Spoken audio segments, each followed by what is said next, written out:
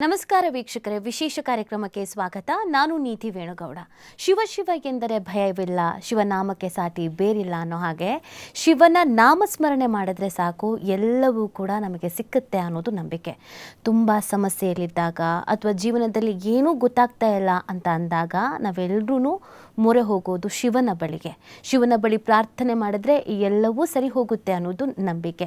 ಅಂಥದ್ರಲ್ಲಿ ಶಿವರಾತ್ರಿ, ಈ ರಾತ್ರಿಯಲ್ಲಿ ನಾವು ಶಿವನ ನಾಮಸ್ಮರಣೆ ಮಾಡಬೇಕು, ವಿಶೇಷವಾಗಿ ಪೂಜೆ ಮಾಡಬೇಕು, ಭಜನೆ ಮಾಡಬೇಕು, ಜೊತೆಗೆ ಅಭಿಷೇಕ ಮಾಡಬೇಕು.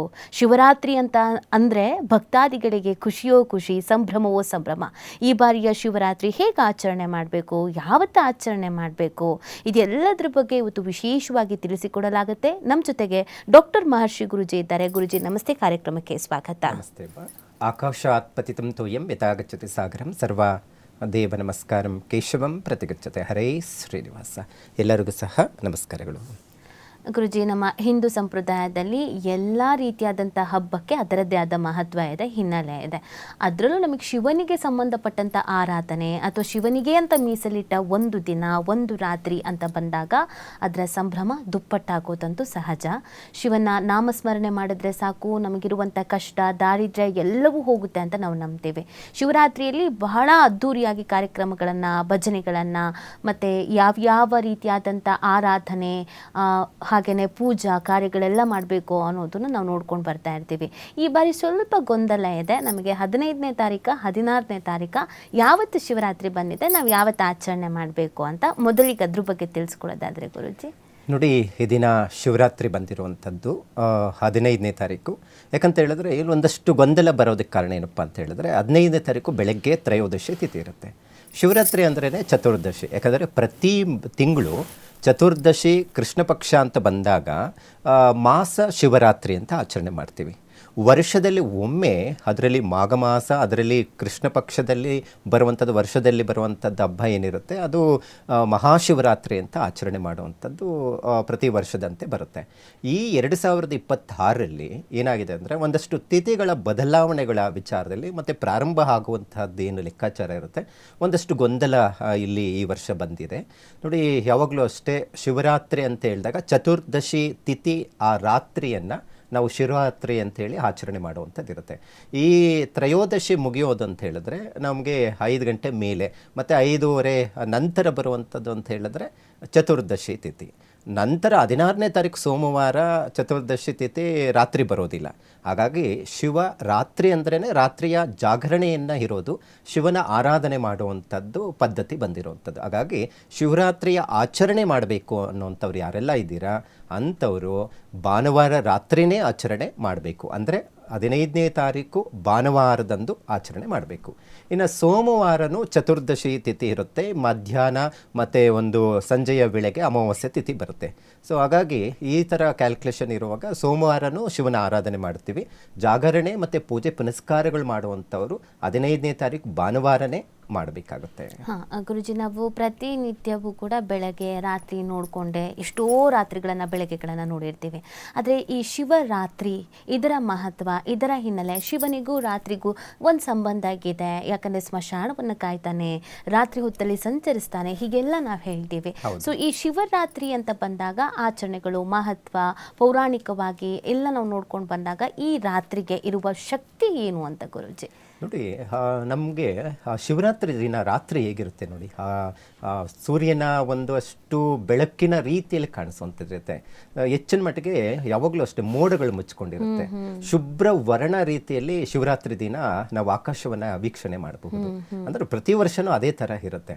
ಅದರಲ್ಲಿ ಒಂದಷ್ಟು ಇತಿಹಾಸ, ಒಂದಷ್ಟು ಪುರಾಣಗಳಲ್ಲಿ ನಾವು ನೋಡೋಕೆ ಹೋದರೆ ಪಾರ್ವತಿ ಶಿವ ಸಂಚರಿಸ್ತಾನೆ ಭೂಮಿ ಮೇಲೆ ಎನ್ನುವಂಥದ್ದು. ಹಾಗೆ ಶುಭ್ರ ವರ್ಣ ರೀತಿಯಲ್ಲಿ ಆಕಾಶ ಕಾಣಿಸುತ್ತೆ.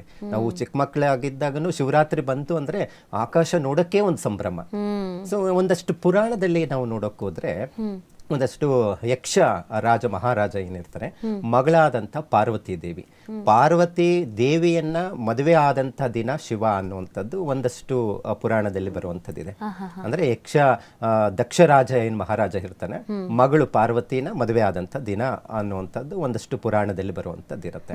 ಮತ್ತೆ ಇನ್ನೊಂದು ಕಾರಣ ಅಂತ ನಾವು ನೋಡಕ್ ಹೋದ್ರೆ, ಈ ಸಮುದ್ರ ಮಥನ ಕಾಲದಲ್ಲಿ ಒಂದಷ್ಟು ರಾಕ್ಷಸರಾಗ್ಬೋದು, ಅಸುರರಾಗ್ಬೋದು, ಮತ್ತೆ ಒಂದಷ್ಟು ದೇವತೆಗಳು, ಕಿಂಗ್ಫಿಶರು, ಇವರೆಲ್ಲವೂ ಈ ಸಮುದ್ರ ಮಥನ ಮಾಡುವಂತ ಸಂದರ್ಭದಲ್ಲಿ ಒಂದಷ್ಟು ವೃಕ್ಷಗಳು ಉದ್ಭವ ಆಗುತ್ತೆ. ಕಲ್ಪವೃಕ್ಷ ಆಗ್ಬೋದು, ಕಾಮಧೇನು ಬರುವಂತದ್ದಾಗ್ಬೋದು, ಮತ್ತೆ ಪಾರಿಜಾತ ಗಿಡ ಬರುವಂತದ್ದು ಇರುತ್ತೆ. ಮತ್ತೆ ಅದ್ರ ಜೊತೆಗೆ ಅಮೃತ ಬರುತ್ತೆ, ಅಮೃತದ ಜೊತೆ ವಿಷನೂ ಬರುತ್ತೆ. ಆ ಸಂದರ್ಭದಲ್ಲಿ ಎಲ್ಲರೂ ನನಗೆ ಪಾರಿಜಾತ ಬೇಕು, ನನಗೆ ಅಮೃತ ಬೇಕು ಅಂತ ಹೇಳಿ ತಗೊಂತಾರೆ, ಆದರೆ ವಿಷನ್ ಯಾರು ತಗೊಳ್ಳಲ್ಲ. ಹಾಗಾಗಿ ವಿಷ ಏನಾದ್ರೂ ಬಂತು ಅಂದ್ರೆ ಇಡೀ ನವೋಮಂಡಲ ವಿಷಮಯ ಆಗುತ್ತೆ, ಯಾವುದೇ ರೀತಿಯಾದಂತಹ ಸಸ್ಯಗಳಾಗ್ಬೋದು, ಮನುಷ್ಯರಾಗ್ಬೋದು ತೊಂದರೆ ಆಗುತ್ತೆ ಅಂತ ಹೇಳಿ ವಿಷವನ್ನ ಈಶ್ವರನಾದಂಥ ಶಿವ ಸ್ವೀಕಾರ ಮಾಡ್ತಾನೆ. ಸೊ ಹಾಗಾಗಿ ಕಂಠದಲ್ಲಿ ಹಿರಿಸ್ಕೊಂತಾನೆ, ಅದಕ್ಕೆ ವಿಷಕಂಠ ಅಂತ ಹೆಸರು ಬಂದಿರುವಂಥದ್ದು.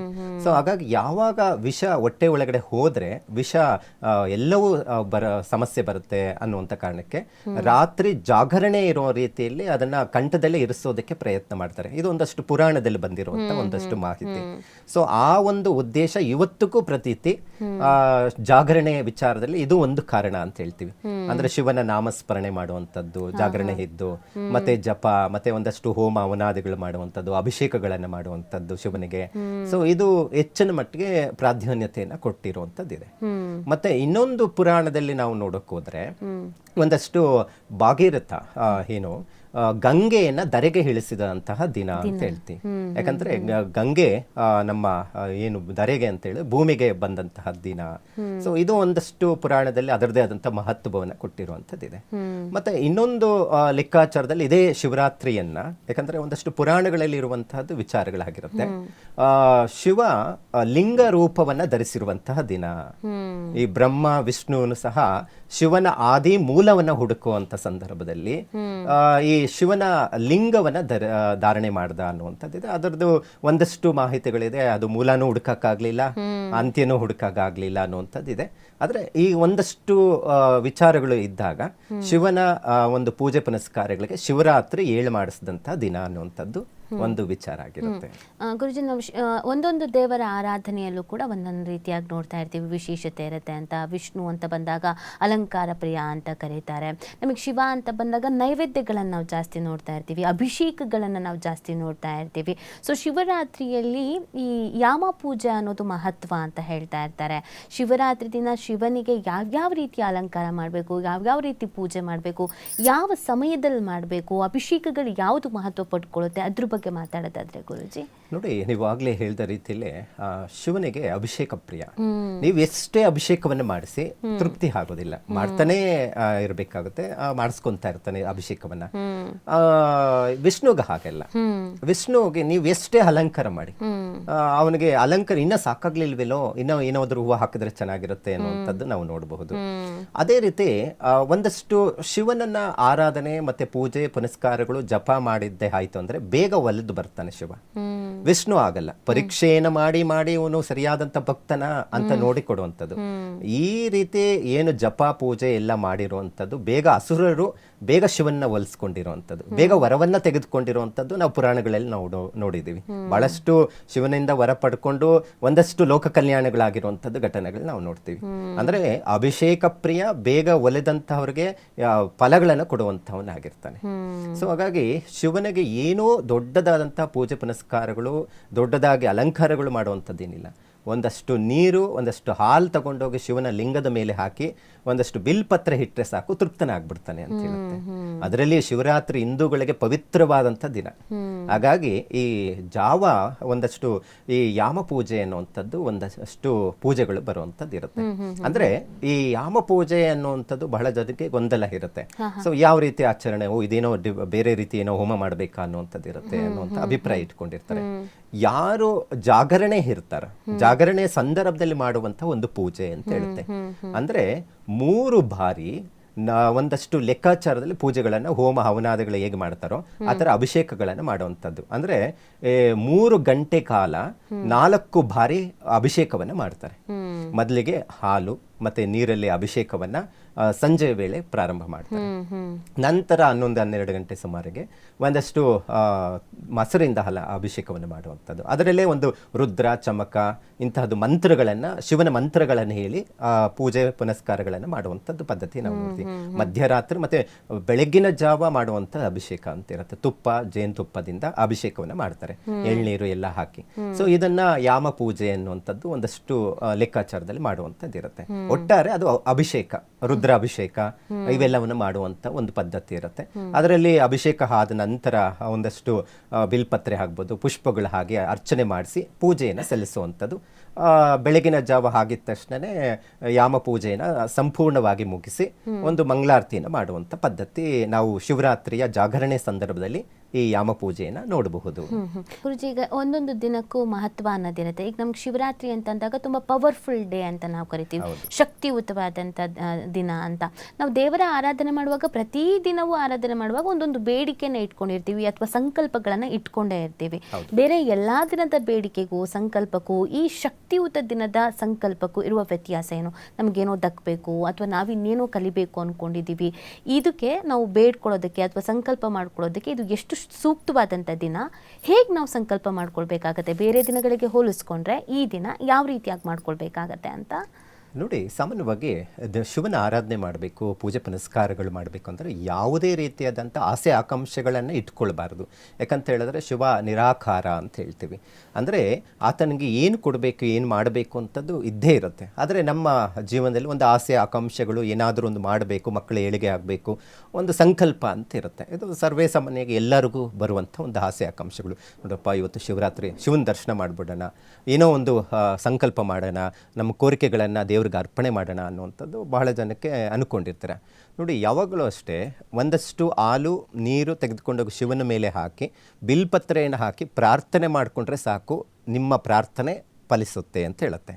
ಅದರಲ್ಲಿ ಒಂದಷ್ಟು ವೇದೋಕ್ತವಾಗಿ ಪೂಜೆಯನ್ನು ಮಾಡ್ತಾರೆ, ಒಂದಷ್ಟು ಪುರಾಣೋಕ್ತವಾಗಿ ಪೂಜೆಯನ್ನು ಮಾಡುವಂಥದ್ದು ಇರುತ್ತೆ. ವೇದೋಕ್ತ ಅಂತ ಹೇಳಿದ್ರೆ ಅದಕ್ಕೆ ಒಂದಷ್ಟು ಮಂತ್ರಗಳು, ವಿಧಿವಿಧಾನಗಳನ್ನು ಆಚರಣೆ ಮಾಡುವಂಥ ಪದ್ಧತಿಗಳನ್ನು ನಾವು ನೋಡ್ತೀವಿ. ರುದ್ರ ಚಮಕ ಹೇಳುವಂಥದ್ದು, ಅದರದ್ದೇ ಆದಂಥ ನಿಯಮಗಳನ್ನು ಇಟ್ಟು ಪೂಜೆಯನ್ನು ಮಾಡುವಂಥದ್ದು, ಹೋಮ ಹವನಾದಿಗಳನ್ನು ಮಾಡುವುದು, ಶಿವನ ನಾಮಸ್ಮರಣೆ ಮಾಡುವಂಥದ್ದು ಇರುತ್ತೆ. ಇನ್ನು ಒಂದಷ್ಟು ಪುರಾಣೋಕ್ತವಾಗಿ ಪೂಜೆ ಮಾಡುವಂಥದ್ದು ಅಂತ ಹೇಳಿದ್ರೆ ಶಿವನ ಪಂಚಾಕ್ಷರಿ ಮಂತ್ರವನ್ನು ಹೇಳಿದ್ರೆ ಸಾಕು, ಒಂದಷ್ಟು ಶಿವನ ದರ್ಶನ ಮಾಡಿದ್ರೆ ಸಾಕು, ನಿನ್ನ ಯಾವುದೇ ಆದಂಥ ಸಂಕಲ್ಪ ಫಲಿಸುತ್ತೆ ಅಂತ ಹೇಳುತ್ತೆ ಶಾಸ್ತ್ರದಲ್ಲಿ. ಏನದು ಶಿವನ ಪಂಚಾಕ್ಷರ ಮಂತ್ರ? ಇಡೀ ವೇದಗಳಿಗಿಂತ ಪವಿತ್ರವಾದಂತಹದ್ದ ಅನ್ನುವಂಥದ್ದು ಇಲ್ಲಿ ಬರುವಂಥದ್ದು ಇರುತ್ತೆ. ನೋಡಿ, ಓಂ ನಮಃ ಶಿವಾಯ ಅಂತ ಹೇಳಿದ್ರೆ ಸಾಕು, ಶಿವನ ಪಂಚಾಕ್ಷರಿ ಮಂತ್ರ ಪಠಿಸುವಂಥದ್ದು. ಒಂದು ಸತಿ ಓಂ ನಮಃ ಶಿವಾಯ ಅಂತ ಹೇಳಿದ್ರೆ ಎಷ್ಟೋ ಪಾಪಗಳು ಕಳೆಯುತ್ತೆ. ಇದೇ ಶಿವರಾತ್ರಿಯಂದು 365 ದಿನ ನೀವು ಶಿವನ ಪೂಜೆ ಪುನಸ್ಕಾರಗಳು ದರ್ಶನಗಳು ಮಾಡಿರುವಂಥ ಫಲಗಳೇನಿರುತ್ತೆ, ಒಂದು ಶಿವರಾತ್ರಿಯಂದು ಶಿವನ ದರ್ಶನ ಮಾಡಿದ್ರೆ ಅಷ್ಟು ಫಲಗಳು ಪ್ರಾಪ್ತಿ ಆಗುತ್ತೆ ಅಂತ ಶಾಸ್ತ್ರದಲ್ಲಿ ಹೇಳುತ್ತೆ. ಹಾಗಾಗಿ ಶಿವನಿಗೆ ಹೆಚ್ಚು ಮಹತ್ವವನ್ನು ಇದೇ ಶಿವರಾತ್ರಿ ಎಂದು, ಅದರಲ್ಲಿ ಕೃಷ್ಣ ಪಕ್ಷ ಚತುರ್ದಶಿ ತಿಥಿ ಯಾವ ದಿನ ಇರುತ್ತೆ ಅದು ಪವಿತ್ರವಾದಂತಹ ದಿನ ಅಂತ ಹೇಳ್ತೀವಿ. ಅಂತಹ ಪವಿತ್ರವಾದಂಥ ದಿನದಂದು ಶಿವನ ದರ್ಶನವನ್ನು ಮಾಡಬೇಕು. ಪೂಜೆ ಪುನಸ್ಕಾರಗಳು ಅಂತ ಬಂದಾಗ ನೀವು ವೇದೋಕ್ತವಾಗಿ ಬರುತ್ತೆ ಅಂತ ಹೇಳಿದ್ರೆ ವೇದಗಳಿಂದ ಹೇಳಿ ಅರ್ಚನೆಯನ್ನು ಮಾಡಿಸಬಹುದು. ಇಲ್ಲ ನನಗೆ ಏನೂ ಬರೋದಿಲ್ಲ, ಶಿವನ ನಾಮಸ್ಮರಣೆ ಮಾಡಿದ್ರೆ ಸಾಕು ಅಂತಲೂ ಹೇಳುತ್ತೆ. ಹಾಗಾಗಿ ಶಿವನ ಭಕ್ತಿ ಭಾವನಕ್ಕೆ ಒಲಿಯುತ್ತಾನೆ, ಆಡಂಬರ ಪೂಜೆಗೆ ಬರೋದಿಲ್ಲ. ಶಿವನಿಗೆ ಭಕ್ತಿ ಎಲ್ಲಿ ಇರುತ್ತೆ, ಎಲ್ಲಿ ಭಾವನಾತ್ಮಕವಾಗಿ ಪೂಜೆ ಮಾಡ್ತಾರೋ ಅಲ್ಲಿ ಶಿವನ ಸಾನ್ನಿಧ್ಯ ಇರುತ್ತೆ ಅನ್ನುವಂಥದ್ದನ್ನು ಶಿವಪುರಾಣದಲ್ಲಿ ಹೇಳುತ್ತೆ. ಗುರುಜಿ, ಕೆಲವೊಂದು ದಿನಗಳ ಅಂದರೆ ನಾವು ಈ ಥರ ವಿಶೇಷವಾದಂಥ ದಿನ ಅಂತ ಬಂದಾಗ ಇಂಥ ಕೆಲಸಗಳನ್ನು ಮಾಡಲೇಬಾರ್ದು ಅನ್ನೋದು ಕೂಡ ಇದೆ. ಯಾವುದೇ ಕಾರಣಕ್ಕೂ ಅಪ್ಪಿತಪ್ಪಿ ಈ ಥರದ ಕೆಲಸಗಳನ್ನು ಮಾಡೋಕ್ಕೆ ಹೋಗಬೇಡಿ ಇವತ್ತು ಅಂತ ನಮಗೆ ಹಿರಿಯರು ಗುರುಗಳೆಲ್ಲ ಹೇಳ್ಕೊಡೋದಿದೆ. ಶಿವರಾತ್ರಿಯಲ್ಲಿ ಆ ಥರ ಏನಾದರೂ ಇದೆಯಾ? ಈ ಕೆಲಸಗಳನ್ನು ಮಾಡಲೇಬಾರ್ದು ಅನ್ನೋದೇನಾದರೂ ಇದೆಯಾ? ಖಂಡಿತ. ನೋಡಿ, ಯಾವುದೇ ಕಾರಣಕ್ಕೂ ಶಿವರಾತ್ರಿಯಂದು ಮಾಡಲೇಬಾರ್ದಂಥ ಒಂದಷ್ಟು ಕೆಲಸಗಳು ಬಹಳ ಮುಖ್ಯವಾಗಿ ತಿಳ್ಕೊಳ್ಬೇಕಾಗುತ್ತೆ. ನೋಡಿ, ಶಿವನಿಗೆ ಕೇದಿಗೆ ಹೂವು ಮತ್ತು ಕೆಂಪು ವರ್ಣದ ಪುಷ್ಪಗಳನ್ನು ಶಿವನಿಗೆ ಅರ್ಪಣೆ ಮಾಡಬಾರದು ಅಂತ ಶಾಸ್ತ್ರದಲ್ಲಿ ಹೇಳುತ್ತೆ. ಅದೇ ರೀತಿ ಶಿವನ ದರ್ಶನ ಮಾಡಬೇಕಾದ್ರೂ ಕೆಂಪು ವರ್ಣ ಬಟ್ಟೆ ಮತ್ತು ಕಪ್ಪು ವರ್ಣದ ಬಟ್ಟೆಯನ್ನು ಧಾರಣೆ ಮಾಡಿ ಶಿವನ ದರ್ಶನವನ್ನು ಮಾಡಬಾರ್ದು. ಇದು ಬಹಳ ಮುಖ್ಯವಾಗಿರುವಂಥದ್ದು. ಮತ್ತು ಶಿವಾಲಯಕ್ಕೆ ಹೋದಾಗ ನೋಡಿ, ಎಲ್ಲರೂ ಯಾವುದೇ ದೇವಸ್ಥಾನಕ್ಕೆ ನೀವು ಹೋಗಿ ಶಿವನ ದರ್ಶನ ಮಾಡುವಂಥ ಸಂದರ್ಭದಲ್ಲಿ ಪ್ರದಕ್ಷಿಣೆಯನ್ನು ಪರಿಪೂರ್ಣವಾಗಿ ಮಾಡಬಾರ್ದು ಅಂತ ಹೇಳುತ್ತೆ. ಇದೇನು, ಎಲ್ಲ ದೇವಸ್ಥಾನಕ್ಕೆ ಹೋದರೆ ಪ್ರದಕ್ಷಿಣೆ ಮಾಡ್ತೀವಿ, ನವಗ್ರಹದ್ದು ಹೋದರೆ ಪ್ರದಕ್ಷಿಣೆ ಮಾಡ್ತೀವಿ, ಶಿವನ ಪ್ರದಕ್ಷಿಣೆ ಯಾಕೆ ಮಾಡಬಾರ್ದು? ಬಹಳ ಮುಖ್ಯವಾಗಿ ಶಿವನಲ್ಲಿರುವಂತಹದ್ದು ಏನು ಶಕ್ತಿ ರೀತಿಯದು ಅಗ್ನಿಜ್ವಾಲೆಯ ನೆಗೆಟಿವ್ ಎನರ್ಜಿ ಅಭಿಷೇಕದ ರೂಪದಲ್ಲಿ, ಅದಕ್ಕೆ ಅಭಿಷೇಕವನ್ನು ಸದಾಕಾಲವನ್ನು ಇಷ್ಟಪಡ್ತಾನೆ ಅಂತ. ಅವನ ಎಲ್ಲ ರೀತಿಯಾದಂತಹ ಕೋಪ ಶಾಂತಿಯನ್ನು ಮಾಡುವಂಥದ್ದು ಮತ್ತು ಆ ಶಕ್ತಿ ಏನಿರುತ್ತೆ ನೆಗೆಟಿವ್ ಎನರ್ಜಿ ಅದು ಅಭಿಷೇಕ ಮಾಡಿದ ನಂತರ ಆ ಸೋಮಸೂತ್ರದಿಂದ ಆಚೆ ಹೋಗ್ತಾ ಇರುತ್ತೆ. ಸೊ ಅದನ್ನು ಸಂಪೂರ್ಣವಾಗಿ ಪ್ರದಕ್ಷಿಣೆಯನ್ನು ಮಾಡಬಾರ್ದು. ನೀವೇನಾದರೂ ಪ್ರದಕ್ಷಿಣೆ ಮಾಡಬೇಕು ಅಂತ ಹೇಳಿದ್ರೆ ಆ ಶಿವನ ಅಭಿಷೇಕ ಮಾಡಿರುವಂಥದ್ದು ಏನು ನೀರಿರುತ್ತೆ ಕೊಳ, ಅಲ್ಲಿಂದ ಮತ್ತೆ ರಿವರ್ಸ್ ಬಂದು ಪ್ರದಕ್ಷಿಣೆಯನ್ನು ಸಂಪೂರ್ಣ ಮಾಡಬೇಕು ಅಂತ ಶಾಸ್ತ್ರ ಹೇಳುತ್ತೆ.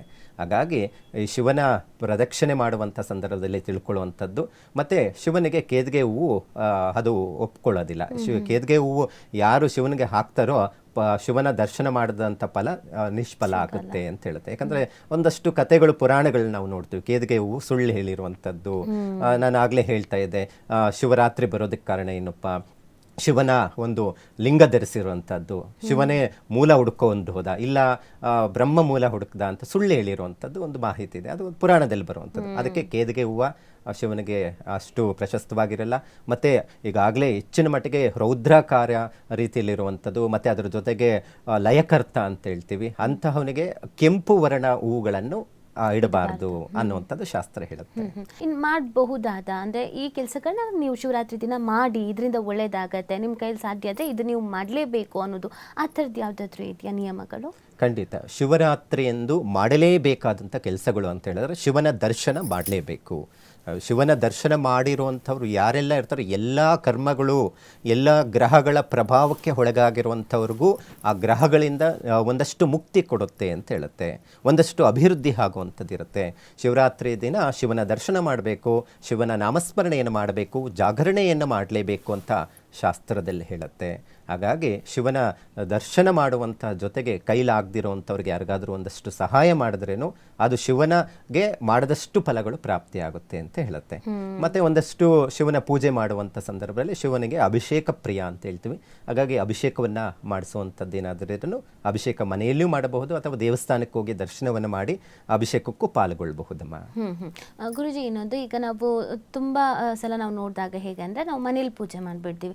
ಯಾವುದೇ ಹಬ್ಬ ಆಗಲಿ ಅಥವಾ ಯಾವುದೇ ರೀತಿಯಾದಂಥ ಕಾರ್ಯಕ್ರಮಗಳು, ಹಬ್ಬ ಹುಣ್ಣಿಮೆ ಏನೇ ಇದ್ರೂ ನಾವು ಇರೋದು ಮನೆಯಲ್ಲಿ. ಸೊ ಮನೇಲಿ ಒಂದು ಪಾಸಿಟಿವ್ ಎನರ್ಜಿ ಇರಬೇಕು ಅಂತ ಮನೇಲಿ ಪೂಜೆ ಮಾಡ್ತೀವಿ. ಇನ್ನು ಕೆಲವ್ರಿಗೆ ನಾವು ಮನೇಲಿ ಏನೇ ಪೂಜೆ ಮಾಡಿದ್ರು ದೇವಸ್ಥಾನಕ್ಕೆ ಹೋಗಬೇಕು, ದೇವಸ್ಥಾನದಲ್ಲೂ ಪೂಜೆ ಸಲ್ಲಿಕೆ ಮಾಡಬೇಕು ಅಂತ. ಮನೆಯಲ್ಲಿ ಮಾಡುವ ಪೂಜೆಗೂ ದೇವಸ್ಥಾನದಲ್ಲಿ ಮಾಡುವ ಪೂಜೆಗೂ ಈ ಶಿವರಾತ್ರಿಯಲ್ಲಿ ಏನಾದರೂ ವ್ಯತ್ಯಾಸ ಇದೆಯಾ? ಯಾಕಂದರೆ ಕೆಲವೊಂದು ಹೋಮಗಳನ್ನು ಮನೇಲಿ ಮಾಡಬಾರ್ದು, ನಿಷಿದ್ಧ ಅಂತ ಹೇಳೋದಿದೆ. ಅದನ್ನು ಹೊರಗಡೆನೆ ಮಾಡಬೇಕು, ನದಿ ತೀರದಲ್ಲೋ ಅಥವಾ ದೇವಸ್ಥಾನದಲ್ಲೋ ಬಯಲು ಪ್ರದೇಶದಲ್ಲೋ ಮಾಡಬೇಕು ಅಂತ.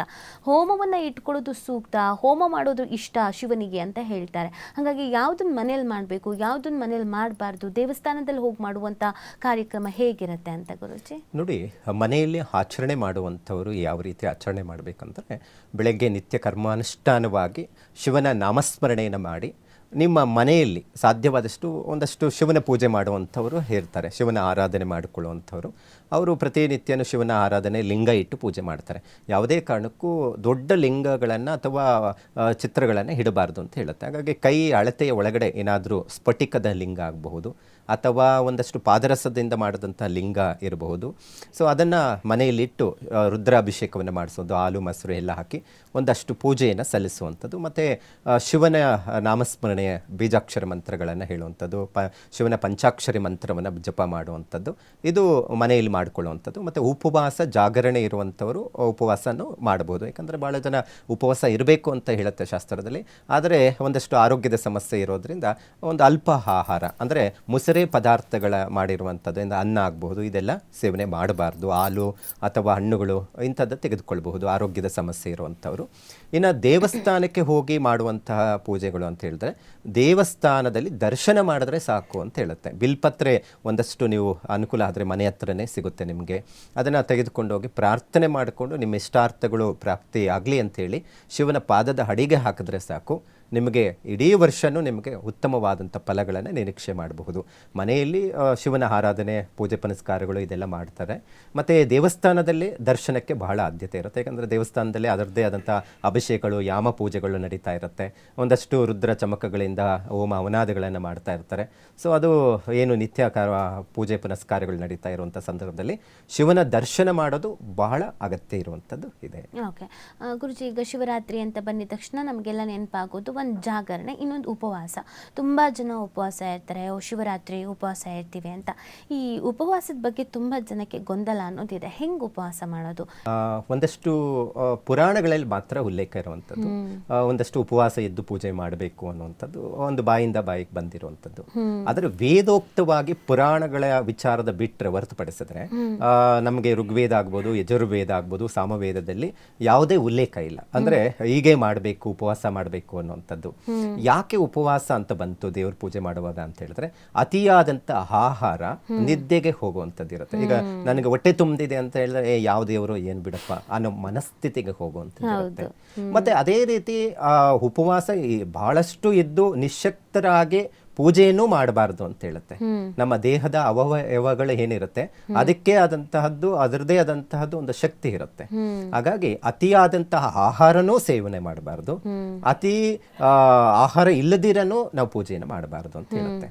ಅದಕ್ಕೆ ಶಾಸ್ತ್ರದಲ್ಲಿ ನೀರೂ ಕುಡಿದಿರಾ ಮಾಡುವಂಥದ್ದೇನು ಅಗತ್ಯ ಇಲ್ಲ. ಯಾಕಂದ್ರೆ ನೀರೂ ಕುಡಿದಿರಾ ಪೂಜೆಯನ್ನು ಸಲ್ಲಿಸಬೇಕು ಅನ್ನೋಂಥ ನಿಯಮ ನಿಷ್ಠೆಗಳು ಯಾವುದೂ ಇಲ್ಲ. ಹಾಗಾಗಿ ಹಾಲು ಆಗಬಹುದು ಅಥವಾ ನೀರು ಸೇವನೆ ಮಾಡುವಂಥದ್ದು ಆಗ್ಬೋದು, ಒಂದು ಹಣ್ಣುಗಳು, ಯಾಕಂದರೆ ಮುಸರೆ ಪದಾರ್ಥ ಇಲ್ಲದಂತಹದ್ದನ್ನು ಇಡಬಹುದು ಅನ್ನುವಂಥದ್ದು ನೈವೇದ್ಯಗಳೆಲ್ಲ ನಾವು ನೋಡ್ತೀವಿ. ಅದೇ ರೀತಿ ಅವಲಕ್ಕಿಯನ್ನು, ಯಾಕಂದರೆ ಇವತ್ತು ಅನಾರೋಗ್ಯದಲ್ಲಿ ಇರ್ತಾರೆ, ಮಾತ್ರೆಗಳು ತಗೊಳ್ಳೇಬೇಕು ಇವತ್ತಿನ ಪರಿಸ್ಥಿತಿಯಲ್ಲಿ ನಾವು ನೋಡ್ತಾ ಇದ್ದೀವಿ ಎಷ್ಟೋ ಜನ. ಹಾಗಾಗಿ ಒಂದು ಅವಲಕ್ಕಿ ಪ್ರಸಾದ ರೂಪದಲ್ಲಿ ಮಾಡಿ ದೇವರಿಗೆ ನೈವೇದ್ಯ ಅಥವಾ ಉಪವಾಸ ಇರುವಂಥವರು ತೆಗೆದುಕೊಳ್ಳೋದಕ್ಕೆ ಅನುಕೂಲ ಆಗುತ್ತೆ ಅಂದರೆ ತಗೋಬಹುದು. ಇನ್ನು ಕಠಿಣವಾದಂತಹ ಒಂದಷ್ಟು ಜಪ ಇವೆಲ್ಲವನ್ನು ಮಾಡ್ತಾ ಇರ್ತಾರೆ, ಅಂಥವರು ಅಷ್ಟು ನೀರು ಕುಡಿದಿರ ಜಪ ಪೂಜೆಗಳನ್ನು ಮಾಡುವಂಥದ್ದಿದೆ. ಸೊ ಆ ರೀತಿ ಕಠಿಣವಾದಂಥ ಜಪ ಮಾಡೋಕ್ಕಾಗುತ್ತೆ ಅಂತ ಹೇಳಿದ್ರೆ ಅನುಕೂಲ, ಅವರಿಗೆ ಶಕ್ತಿ ಇದೆ ಅಂದರೆ ಮಾಡಬಹುದು. ಇಲ್ಲ ಅಂದ್ರೆ ಅಷ್ಟು ಕಠಿಣವಾದಂಥ ಪೂಜೆ ಪುನಸ್ಕಾರಗಳು ಏನು ಅಗತ್ಯ ಇಲ್ಲ. ಭಕ್ತಿ ಪ್ರಧಾನವಾದಂಥದ್ದಾಗಿರೋದ್ರಿಂದ ಭಕ್ತಿಯಿಂದ ಶಿವನ ಪ್ರಾರ್ಥನೆ ದರ್ಶನ ಮಾಡಿದ್ರೆ ಅಷ್ಟೇ ಫಲನೂ ಪ್ರಾಪ್ತಿಯಾಗುತ್ತೆ. ಗುರುಜಿ, ಈಗ ಜಾಗರಣೆ, ಶಿವರಾತ್ರಿಯಲ್ಲಿ ಮಹತ್ವವನ್ನು ಪಡ್ಕೊಳ್ತಾ ಇರುವಂಥದ್ದೇ ಜಾಗರಣೆ. ತುಂಬ ಜನ ನಾವು ಜಾಗರಣೆ ಪ್ರಾರಂಭ ಮಾಡೋದಕ್ಕಿಂತ ಮುಂಚೆ ಪೂಜೆ ಹೇಗೆ ಮಾಡಬೇಕು, ಮಧ್ಯದಲ್ಲಿ ಹೇಗೆ ಪೂಜೆ ಮಾಡಬೇಕು, ಜಾಗರಣೆ ಮುಗಿತಾ ಬಂತು, ಸೂರ್ಯೋದಯ ಆಗೋಯ್ತು, ಬಟ್ ಈ ಬಾರಿ ಸೋಮವಾರವೇ ಆಗಿರೋದ್ರಿಂದ ನಮಗೆ ಸೋಮವಾರ ಅಂದಿದ ತಕ್ಷಣ ಶಿವನ ಆರಾಧನೆಯ ಮಹತ್ವ ಇರುವಂಥ ದಿನ. ಹೇಗೆ ಕಂಟಿನ್ಯೂ ಮಾಡಬೇಕು ಅಥವಾ ಹೇಗೆ ಮುಕ್ತಾಯ ಮಾಡಬೇಕು, ಕೊನೆಯ ಪೂಜೆ ಯಾವ ರೀತಿಯಾಗಿ ಮಾಡಬೇಕು, ಜಾಗರಣೆ ಇಡೀ ದಿನವನ್ನು ಹೇಗೆ ಕಳಿಬೇಕು, ಇದು ತುಂಬಾ ಮುಖ್ಯ ಆಗಿರುತ್ತೆ. ಯಾಕಂದರೆ ನಮಗೆ ಈ ಹಿಂದಿನ ಕಾಲದಲ್ಲೆಲ್ಲ ನೋಡಿದಾಗ ಮನೆ ತುಂಬ ಜನ ಇರ್ತಾ ಇದ್ವಿ, ಅಥವಾ ಅಕ್ಕಪಕ್ಕದಲ್ಲೆಲ್ಲ ಕುಟುಂಬಸ್ಥರೇ ಇರ್ತಾ ಇದ್ರು, ಏರಿಯಾ ಕೇರಿ ಈ ಥರ ಇರ್ತಿತ್ತು, ಎಲ್ಲ ಒಟ್ಟಿಗೆ ಕೂತ್ಕೊಂಡು ಶಿವನ ಭಜನೆ ಮಾಡ್ತಾ ಇದ್ರು. ಇತ್ತೀಚೆಗೆ ಅದೆಲ್ಲ ಸ್ವಲ್ಪ ಕಷ್ಟ ಆಗತ್ತೆ. ಹೇಗೆ ನಾವು ಜಾಗರಣೆ ಮಾಡಬೇಕು, ಯಾವುದಾದ್ರೂ ಕಥೆಗಳನ್ನು ಓದೋದಾದರೆ ಅಥವಾ ನಾಮಸ್ಮರಣೆ ಮಾಡೋದಾದರೆ, ಭಜನೆಗಳನ್ನು ಮಾಡೋದಾದರೆ ಯಾವ ರೀತಿ ಆಗಿರಬೇಕು, ಹೇಗೆ ಜಾಗರಣೆಗೆ ಮಹತ್ವ ಹೆಂಗಿದೆ ಅಂತ ಗುರುಜಿ? ಇತ್ತೀಚಿನ ದಿನಗಳಲ್ಲಿ ಜಾಗರಣೆದೇ ಒಂದು ವಿಭಿನ್ನವಾದಂಥದ್ದು. ಸಿನಿಮಾ ನೋಡುವಂಥದ್ದು, ಒಂದಷ್ಟು ಮೋಜು ಮಸ್ತಿ ಮಾಡುವಂಥದ್ದು. ಇಲ್ಲಪ್ಪ ನಾವೆಲ್ಲ ಹುಡುಗರೆಲ್ಲ ಹೋಗಿ ಜಾಗರಣೆ ಮಾಡಿದ್ವಿ ಅಂತ. ಅಲ್ಲಿ ಜಾಗರಣೆ ಏನಾಗ್ತಾ ಇದೆ, ಅಲ್ಲಿ ಮುಖ್ಯವಾಗಿರುವಂಥದ್ದು ಯಾವ ಕಾರಣಕ್ಕೆ ಜಾಗರಣೆ ಬಂತು, ಶಿವನ ಕಂಠದಲ್ಲಿ ವಿಷ ಇದೆ, ದೇಹಕ್ಕೆಲ್ಲ ಹೋಗಬಾರ್ದು ಅನ್ನುವಂಥದ್ದು ಕಾರಣಕ್ಕೆ ಒಂದು ಉದ್ದೇಶ ಅಂತ ಇರುವಂಥದ್ದು ಪುರಾಣದಲ್ಲಿದೆ. ಸೊ ನಮಗೆ ಜಾಗರಣೆ ಅಂತ ಹೇಳಿದ್ರೆ ಶಿವನ ನಾಮಸ್ಮರಣೆ ಮಾಡಬೇಕು. ಸಿನಿಮಾಗಳು ಅಥವಾ ಇನ್ಯಾವುದೋ ಮೋಜು ಮಸ್ತಿ ಅಥವಾ ಯಾವುದೋ ಆಟ ಆಡ್ತಾ ಇದ್ದೀವಿ ಅಂತ ಹೇಳಿದ್ರೆ ಅದು ಜಾಗರಣೆ ಆಗಲ್ಲ, ಫಲಗಳು ಕೊಡೋದಿಲ್ಲ ಅಂತ ಹೇಳುತ್ತೆ. ಹಾಗಾಗಿ ಜಾಗರಣೆ ಮಾಡುವಂಥದ್ದೇ ಅದರದ್ದೇ ಆದಂಥ ಮಹತ್ವವನ್ನು ಕೊಟ್ಟಿರುವಂಥದ್ದಿದೆ. ಸೊ ಜಾಗರಣೆಯಲ್ಲಿ ಶಿವನ ನಾಮಸ್ಮರಣೆ, ಭಜನೆಗಳಿಗೆ ಮಹತ್ವವನ್ನು ಕೊಟ್ಟಿರುವಂಥದ್ದಿದೆ. ಅಂದರೆ ಈ ಶಿವ ಪಂಚಾಕ್ಷರಿ ಮಂತ್ರವನ್ನು ಬರೆಯುವಂಥದ್ದು ಅಥವಾ ಮಂತ್ರವನ್ನು ಹೇಳುವಂಥದ್ದು ಅಥವಾ ಶಿವನ ಪುರಾಣಗಳಲ್ಲಿ ಬರುವಂಥ ಕಥೆಗಳನ್ನು ಕೇಳುವಂಥದ್ದು, ಇವು ಜಾಗರಣೆಗೆ ಮಹತ್ವವನ್ನು ಕೊಟ್ಟಿರುವಂಥದ್ದಾಗಿದೆ. ಅಂದರೆ ಒಟ್ಟಾರೆ ಇಡೀ ರಾತ್ರಿಯ ಕಾಲನೂ ಶಿವನ ನಾಮಸ್ಮರಣೆ, ಇತಿಹಾಸ ಮತ್ತು ಒಂದಷ್ಟು ಪುರಾಣಗಳಲ್ಲಿ ಬಂದಿರುವಂತಹದ್ದನ್ನು ಕೇಳಿ ಒಂದಷ್ಟು ಮನಸ್ಸಿಗೆ ನೆಮ್ಮದಿ ಮಾಡಿಕೊಳ್ಳುವಂಥದ್ದು. ಸೊ ಇದು ಜಾಗರಣೆಗೆ ಸಂಪೂರ್ಣ ಫಲ ಕೊಡುವಂಥದ್ದಿರುತ್ತೆ. ಮತ್ತು ಒಂದಷ್ಟು ದೇವಸ್ಥಾನಗಳಲ್ಲಿ ರಾತ್ರಿಯಿಂದ ಹಿಡಿದು ಬೆಳಗಿನ ಜಾವ ತನಕನೂ ಜಾವ ಪೂಜೆ, ಹೋಮ ಮತ್ತು ಒಂದಷ್ಟು ಅಭಿಷೇಕಗಳು ನಡೀತಾನೇ ಇರುತ್ತೆ. ಹಾಗಾಗಿ ಇದನ್ನು ದರ್ಶನ ಮಾಡಿದ್ರೇನೂ ಅಷ್ಟೇ ಫಲಗಳು ಕೊಡುತ್ತೆ ಅಂತ ಹೇಳುತ್ತೆ. ಮತ್ತು ಈ 2026ರಲ್ಲಿ ಬಂದಿರುವಂಥ ಶಿವರಾತ್ರಿಯಲ್ಲಿ ನಾವು ಯಾವಾಗೂ ಶಿವರಾತ್ರಿ ಅಂದರೆ ಬೆಳಗ್ಗಿಂದನೂ ಜಪ ಮತ್ತು ಒಂದಷ್ಟು ಅಭಿಷೇಕಗಳನ್ನು ಶಿವನಿಗೆ ಮಾಡ್ತಾ ಇರ್ತೀವಿ. ಆದರೆ ಚತುರ್ದಶಿ ತಿಥಿ ಸಂಜೆ ಪ್ರಾರಂಭ ಆಗ್ತಾ ಇರೋದ್ರಿಂದ ಸಂಜೆಯಿಂದ ಶಿವರಾತ್ರಿ ಪ್ರಾರಂಭ ಆಗೋದ್ರಿಂದ ಶಿವನಿಗೆ ಸಂಜೆಯಿಂದ ಪೂಜೆಗಳು ಸ್ಟಾರ್ಟ್ ಆಗುತ್ತೆ. ಎಲ್ಲಿವರೆಗೂ ಮಾರನೇ ದಿನ ಅಂದರೆ ಭಾನುವಾರ ಸಂಜೆ 5 ಗಂಟೆಯಿಂದ ಹಿಡಿದು ಸೋಮವಾರ ಸಂಜೆ ತನಕ ಶಿವನ ಆರಾಧನೆ ಪೂಜೆಗಳಿಗೆ ಹೆಚ್ಚು ಮಹತ್ವವನ್ನು ಕೊಡುವಂಥದ್ದಿರುತ್ತೆ. ಹಾಗಾಗಿ ಈ ಜಾಗರಣೆ ಇದ್ದು ಮೊದಲಿಗೆ ಶಿವನ ಆರಾಧನೆ ಹೋಮ ಮತ್ತು ಒಂದಷ್ಟು ಅಭಿಷೇಕಗಳನ್ನು ಮಾಡಿಸಿ ರಾತ್ರಿ ಜಾಗರಣೆ ಇದ್ದು ಮುಗಿಸ್ಬಿಡ್ತಾ ಇದ್ರಿ ಹೋದ ವರ್ಷ ಎಲ್ಲ. ಈ ವರ್ಷ ಹಾಗಲ್ಲ. ಮೊದಲಿಗೆ ಜಾಗರಣೆ ಬಂದಿದೆ, ನಂತರ ಪೂಜೆಗಳು ಬಂದಿದೆ. ಯಾಕಂತ ಹೇಳಿದ್ರೆ ಚತುರ್ದಶಿ ತಿಥಿ ಸಂಜೆ ಪ್ರಾರಂಭ ಆಗುತ್ತೆ. ಹಾಗಾಗಿ ಚತುರ್ದಶಿ ತಿಥಿ ಬೆಳಗ್ಗೆ ಸೋಮವಾರ ಸಂಪೂರ್ಣವಾಗಿ ಸಂಜೆ ತನಕ ಇರೋದರಿಂದ ಸೋಮವಾರ ಬೆಳಗ್ಗೆ ಶಿವನ ದರ್ಶನ, ಪ್ರಾರ್ಥನೆ, ಪೂಜೆ, ಪುನಸ್ಕಾರಗಳು ಬರುತ್ತೆ. ಸೊ ರಾತ್ರಿ ಭಾನುವಾರ ರಾತ್ರಿ ಜಾಗರಣೆ ಇರುತ್ತೆ. ಸೊ ಇದು ಒಂದಷ್ಟು ಪೂಜೆ ಪುನಸ್ಕಾರಗಳು ಮಾಡಿಕೊಳ್ಳಬೇಕಾಗಿರುವಂಥ ವಿಧಿವಿಧಾನ ಆಗಿರುತ್ತೆ. ಓಕೆ ಗುರುಜಿ, ಶಿವರಾತ್ರಿ ಬಗ್ಗೆ ನೀವು ಹೇಳ್ತಾ ಇದ್ರಿ, ಶಿವರಾತ್ರಿ ಆಚರಣೆ ಹೇಗೆ ಮಾಡಬೇಕು, ಯಾವ ರೀತಿ ಆಗಿರುತ್ತೆ ಅಂತ. ಈಗ ಸೂರ್ಯಗ್ರಹಣ, ಸೊ ನಮ್ಮಲ್ಲಿ ಚಂದ್ರಗ್ರಹಣ, ಸೂರ್ಯಗ್ರಹಣ ಅಂದ ತಕ್ಷಣ ಸೂತಕ ಇರುತ್ತೆ ಅನ್ನೋದು ಒಂದು, ಆಮೇಲೆ ಪರಿಣಾಮಗಳು ಯಾವ ರೀತಿ ಆಗುತ್ತೆ ಅಂತ. ಈ ಸೂರ್ಯಗ್ರಹಣ ನಮಗೆ ವರ್ಷದ ಮೊದಲ ಗ್ರಹಣ ಆ ಥರ ಅಂತ ಅಂದ್ರೂ ಕೂಡ ಗೋಚರ ಆಗತ್ತೆ, ಯಾವ ಥರ ಎಫೆಕ್ಟ್ ಆಗುತ್ತೆ ಅಂತ ಗುರುಜಿ? ಇಲ್ಲಿ 17ನೇ ತಾರೀಕು ಅಮಾವಾಸ್ಯೆ ದಿವಸ ಸೂರ್ಯಗ್ರಹಣ ಆಗ್ತಾ ಇದೆ. ಸೊ ಇಡೀ ನವಮಂಡಲದಲ್ಲಿ ಒಂದು ವಿಸ್ಮಯ ಆಗುವಂಥದ್ದು ನಡೆಯುವಂಥದ್ದಿದೆ. ಆದರೆ ಯಾವುದು ಗ್ರಹಣ ಇರುತ್ತೆ ಆ ಗ್ರಹಣದ ಸಂದರ್ಭದಲ್ಲಿ ಅದರ ನೆರಳು ಛಾಯೆ ನಮ್ಮ ಭಾರತದ ಮೇಲೆ ಬೀಳ್ತಾ ಇಲ್ಲ. ಹಾಗಾಗಿ ಗ್ರಹಣದ ಆಚರಣೆ ಇರೋದಿಲ್ಲ. ಆದರೆ ಅದರ ಪ್ರಭಾವ ಪ್ರತಿ ರಾಶಿಗಳ ಮೇಲೆ ಆಗಬಹುದು, ಪ್ರತಿ ಜೀವಕೋಶಗಳು ಏನಿರುತ್ತೆ ಸಸ್ಯಗಳ ಮೇಲೆ ಆಗ್ಬೋದು, ಬೀಳೋದು ಖಚಿತವಾಗಿರುತ್ತೆ. ಅಂದ್ರೆ ಒಂದಷ್ಟು ಗ್ರಹಣದ ಸಂದರ್ಭದಲ್ಲಿ ಒಂದಷ್ಟು ಪ್ರಭಾವ ಬೀಳುವಂಥದ್ದಿದೆ. ಇದೇ 17ನೇ ತಾರೀಕು ಸೂರ್ಯಗ್ರಹಣ ಕೇತುಗ್ರಸ್ತವಾಗಿ ಆಗ್ತಾ ಇರೋದ್ರಿಂದ ಇದರಲ್ಲಿ ಪ್ರಮುಖವಾಗಿರುವಂಥದ್ದು ಅಂತ ಹೇಳಿದ್ರೆ ಗ್ರಹಣದಲ್ಲಿ ಸಮಯ ಅಂತ ಇರುತ್ತೆ. ಆ ಸಮಯದಲ್ಲಿ ಗ್ರಹಣದ ಗೋಚಾರ ಏನಿರುತ್ತೆ ಅದು ಸೂತಕ ಸಮಯ ಅಂತ ಹೇಳ್ತೀವಿ. ಆದ್ರೆ ಇಲ್ಲಿ ನಮ್ಮ ಭಾರತಕ್ಕೆ ಆ ಸಮಯ ಒಂದಷ್ಟು ಭಾರತೀಯ ಕಾಲಮಾನದ ಪ್ರಕಾರದಲ್ಲಿ ನಾವು ನೋಡಕ್ ಹೋದ್ರೆ ಸೂರ್ಯಗ್ರಹಣ ಯಾವಾಗಲೂ ಬೆಳಗ್ಗಿನ ಜಾವ ಆಗಬೇಕಾಗಿದೆ. ಆದರೆ ಇಲ್ಲಿ ಸಂಜೆ ರಾತ್ರಿ ವೇಳೆ ಆಗುವಂಥದ್ದಿದೆ, ಅದು ಗೋಚರ ಆಗೋದಿಲ್ಲ. ಅದು ಸಂಜೆ ಗೋಚರ ಆಗುವಂಥದ್ದು ಬೇರೆ ದೇಶಗಳಲ್ಲಿ ಇದೆಲ್ಲ ಲೆಕ್ಕಾಚಾರ ನಾವು ನೋಡಕ್ ಹೋದ್ರೆ 5 ಗಂಟೆ 31 ನಿಮಿಷದಿಂದ 7 ಗಂಟೆ 57 ನಿಮಿಷಕ್ಕೆ ಒಂದು ಬೇರೆ ದೇಶದಲ್ಲಿ ಆಗ್ತಾ ಇರುವಂತಹ ಸಮಯಕ್ಕೂ ನಮ್ಮ ಭಾರತೀಯ ಕಾಲಮಾನ ಪ್ರಕಾರದಲ್ಲಿ ನೋಡಕ್ ಹೋದ್ರೆ ಈ ಸಂದರ್ಭದಲ್ಲಿ ಆಗುವಂಥದ್ದು ಇರುತ್ತೆ. ಸೊ ಹಾಗಾಗಿ ಈ ಗೋಚಾರ ಇಲ್ಲದ ಕಾರಣಕ್ಕೆ ಸೂತಕ ಇರಲ್ಲ, ಮತ್ತೆ ಆಚರಣೆನೂ ಇರೋದಿಲ್ಲ. ಒಂದಷ್ಟು ರಾಶಿಗಳ ಮೇಲೆ ಪ್ರಭಾವ ಬೀಳ್ತಾ ಇದೆ. ಕುಂಭರಾಶಿ ಧನಿಷ್ಠ ನಕ್ಷತ್ರದಲ್ಲಿ ಈ ಗ್ರಹಣ ಸಂಭವಿಸ್ತಾ ಇದೆ. ಹಾಗಾಗಿ ಒಂದಷ್ಟು ರಾಶಿಯವರು ಸ್ವಲ್ಪ ಜಾಗೃತಿ ವಹಿಸೋದು ಬಹಳ ಒಳ್ಳೆಯದಿದೆ. ಅದರಲ್ಲಿ ಪ್ರಮುಖವಾಗಿ ಕುಂಭರಾಶಿಯವರು, ಕುಂಭರಾಶಿಯಲ್ಲಿ ಗ್ರಹಣ ಸಂಭವಿಸ್ತಾ ಇರುವಂತದ್ದು.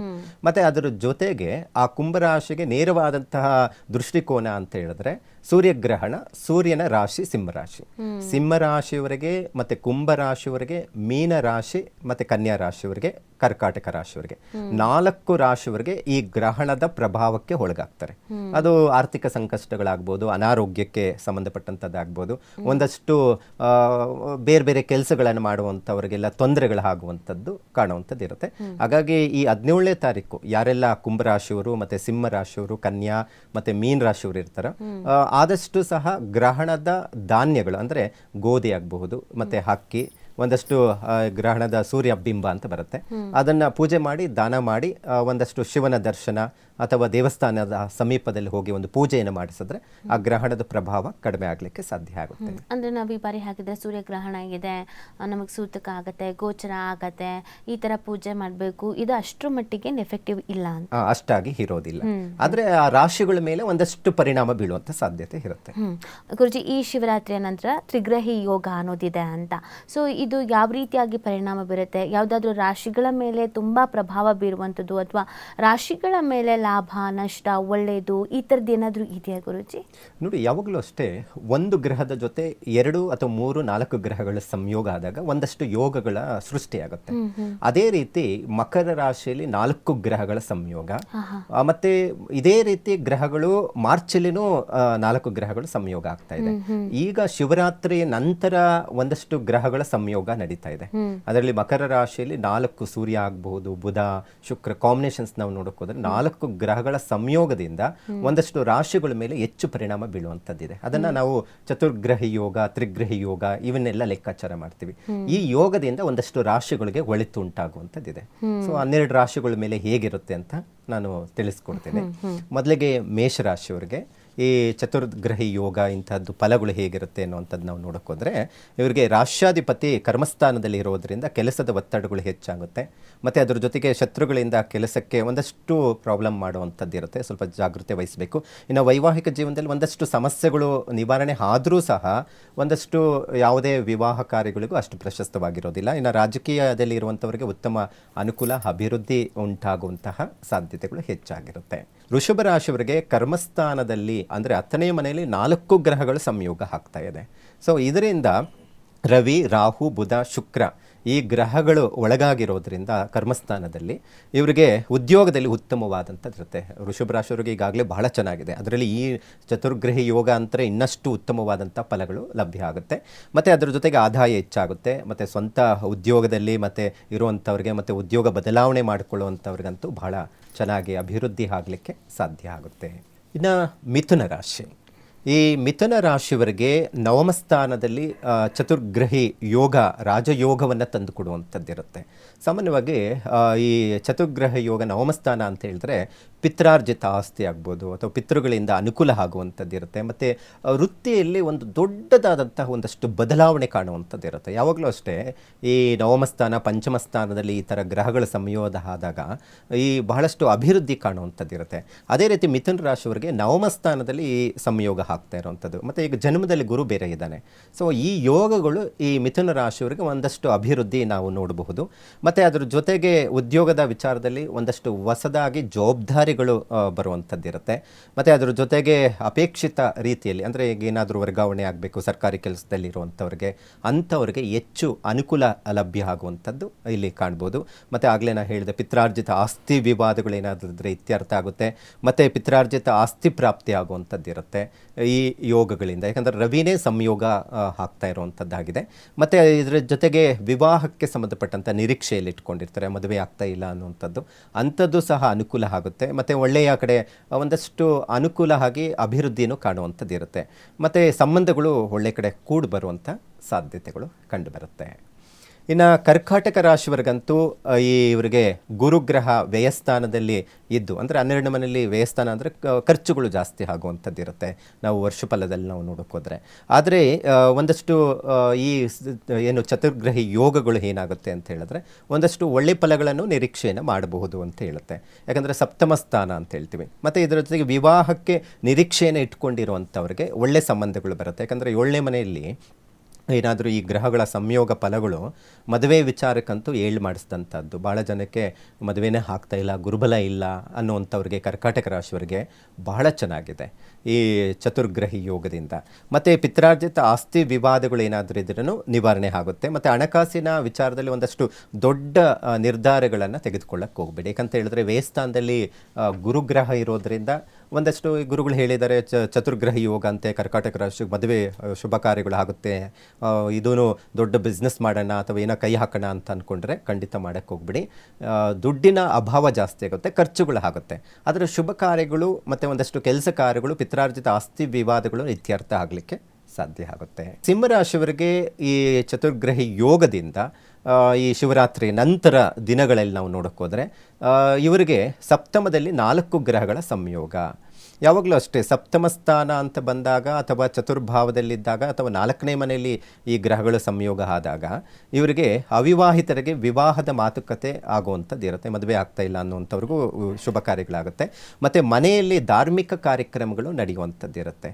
ಅಂದರೆ ಯಾವುದೇ ಒಂದು ಪೂಜೆ ಪುನಸ್ಕಾರಗಳಾಗ್ಬೋದು, ಹೆಚ್ಚು ಒಲವನ್ನು ಕೊಡುವಂಥದ್ದು, ಗೃಹಪ್ರವೇಶಗಳಾಗ್ಬೋದು, ಮನೆಯಲ್ಲಿ ಹೋಮ ಹವನಾದಿಗಳ ಬಗ್ಗೆ ಹೆಚ್ಚು ಗಮನ ಕೊಡುವಂಥದ್ದು ಇಲ್ಲಿ ಕಂಡುಬರುತ್ತೆ.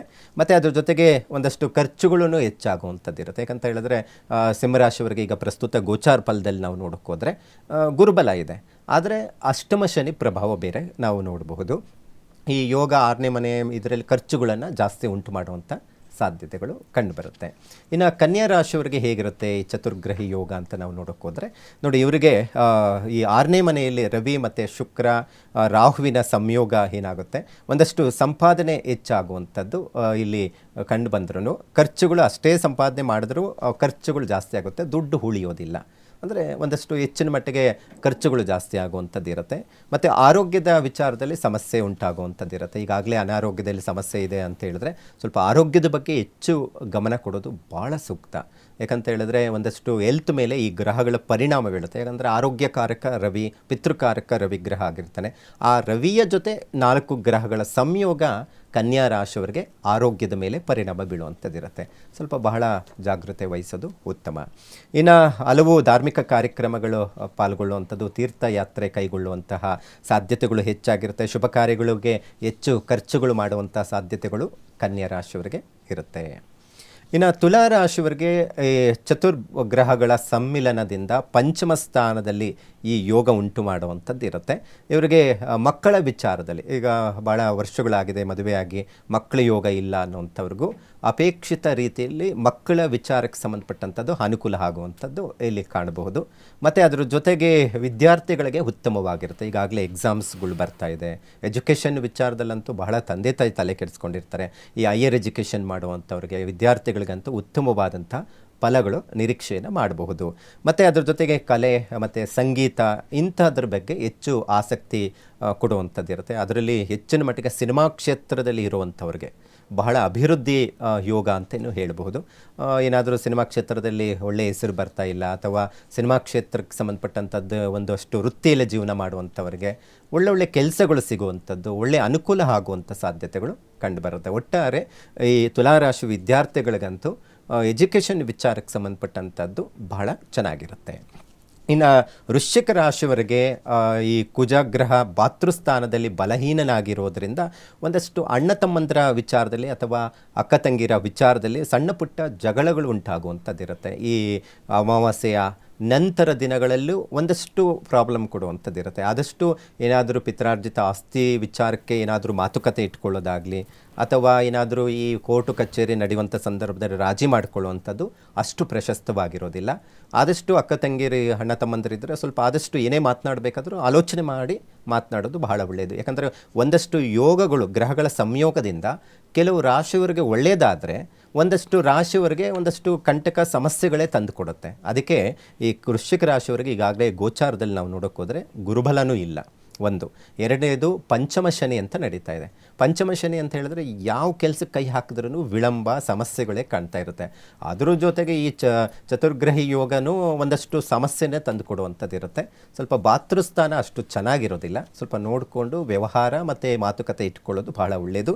ಮತ್ತು ಅದ್ರ ಜೊತೆಗೆ ಗುಪ್ತ ವಿರೋಧಿಗಳಿಂದ ಒತ್ತಡ ಉಂಟಾಗುತ್ತೆ. ಅಂದರೆ ಜೊತೆಲೇ ಇರ್ತಾರೆ, ಗೊತ್ತಿಲ್ಲದಿರೋ ರೀತಿಯಲ್ಲಿ ಶತ್ರುಗಳಿಂದ ನಿಮಗೆ ಕೆಲಸದ ವಿಚಾರದಲ್ಲಾಗಲಿ ಒಂದಷ್ಟು ಸಮಸ್ಯೆಗಳು ಎದುರಾಗಬಹುದು. ವೃಶ್ಚಿಕ ರಾಶಿಯವರು ಸ್ವಲ್ಪ ಜಾಗೃತೆ ವಹಿಸಬೇಕು.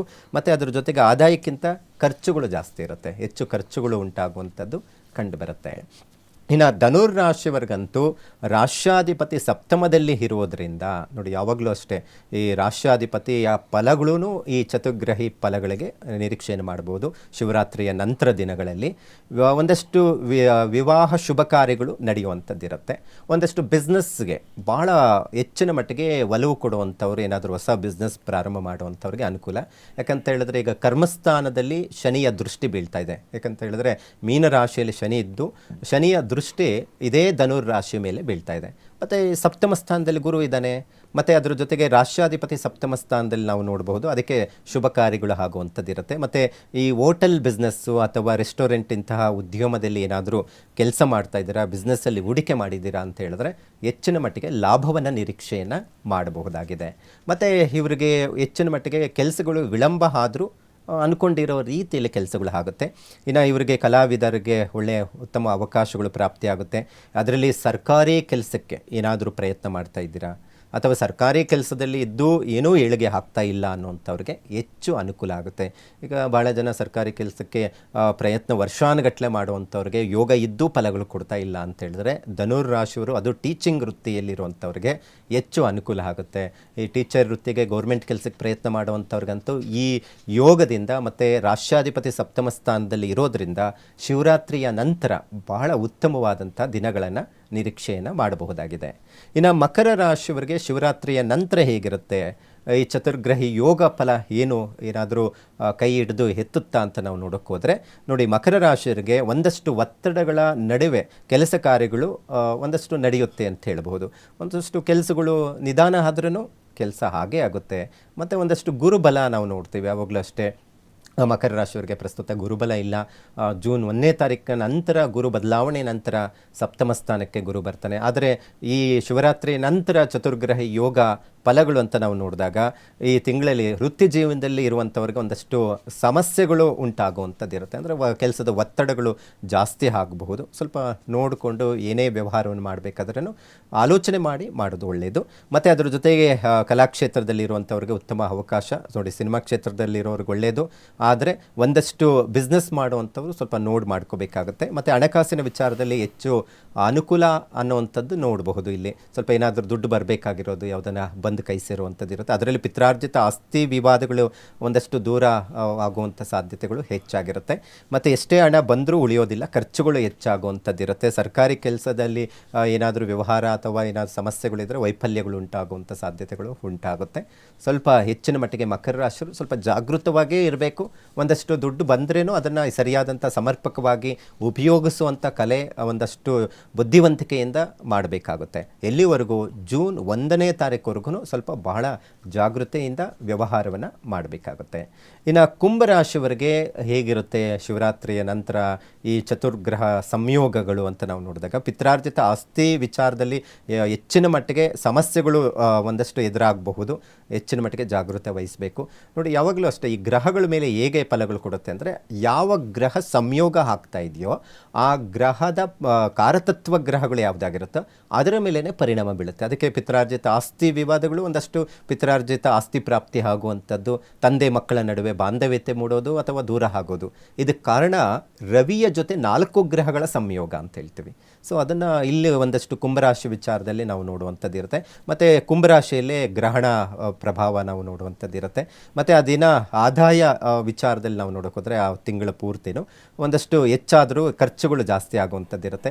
ಮತ್ತು ಇವರಿಗೆ ತಂದೆ ಮತ್ತು ಮಕ್ಕಳ ನಡುವೆ ವಾದ ವಿವಾದಗಳು ಹೆಚ್ಚಾಗುವಂಥದ್ದು ಇರುತ್ತೆ. ಈಗ ಚಿಕ್ಕ ಮಕ್ಕಳಾದ್ರೇನು ತಂದೆ ಹೇಳಿದ ಮಾತು ಕೇಳಲ್ಲ, ತಂದೆ ವಿಚಾರದಲ್ಲಿ ಕಿರಿಕಿರಿ ಮಾಡಿಕೊಳ್ಳುವಂಥದ್ದು, ಮಕ್ಕಳ ವಿಚಾರದಲ್ಲಿ ಹೆಚ್ಚು ಮಕ್ಕಳ ಬಗ್ಗೆ ಕಾಳಜಿ ವಹಿಸಲ್ಲ, ಏನೋ ಒಂದು ವಿಚಾರದಲ್ಲಿ ದೂರ ಆಗೋದು, ಅಥವಾ ಯಾವುದೋ ವಿದೇಶದ ವಿಚಾರದಲ್ಲಿ ಸಮಸ್ಯೆಗಳು ತಂದಿಟ್ಕೊಳ್ಳುವಂಥದ್ದು ಮಕ್ಕಳ ವಿಚಾರದಲ್ಲಿ. ಸೊ ಇವೆಲ್ಲವೂ ತೊಂದರೆಗಳಾಗುವಂಥದ್ದು ಇರುತ್ತೆ. ಮತ್ತು ಅದ್ರ ಜೊತೆಗೆ ಸರ್ಕಾರಿ ಕೆಲಸಕ್ಕೋಸ್ಕರ ತಯಾರಿ ಇರುವಂಥವರು, ಪ್ರಯತ್ನ ಮಾಡುವಂಥವ್ರಿಗಂತೂ ಅಡ್ಡಿ ಆತಂಕಗಳು ಎದುರಾಗುವಂಥ ಸಾಧ್ಯತೆ ಇರುತ್ತೆ. ಆದಷ್ಟು ಕುಂಭರಾಶಿಯವರಿಗೆ ಅಷ್ಟು ಪ್ರಶಸ್ತವಾಗಿಲ್ಲ. 2 ಹೊಡೆತ, ಒಂದು ಚತುರ್ಗ್ರಹಿ ಯೋಗಗಳ ಪ್ರಭಾವ, ಎರಡನೇದು ಗ್ರಹಣದ ಸಂಭವದಲ್ಲಿ ಒಂದಷ್ಟು ಕುಂಭರಾಶಿಯವರಿಗೆ ಹೊಡೆತ ಬೀಳುತ್ತೆ. ಮತ್ತು 7.5 ಬೇರೆ ನಡೀತಾ ಇದೆ. ಒಂದು ಪ್ಲಸ್ ಪಾಯಿಂಟ್ ಏನಪ್ಪ ಅಂತ ಹೇಳಿದ್ರೆ, ಗುರು ಸಂಪೂರ್ಣ ಫಲ ಕೊಡ್ತಾ ಇದ್ದಾರೆ.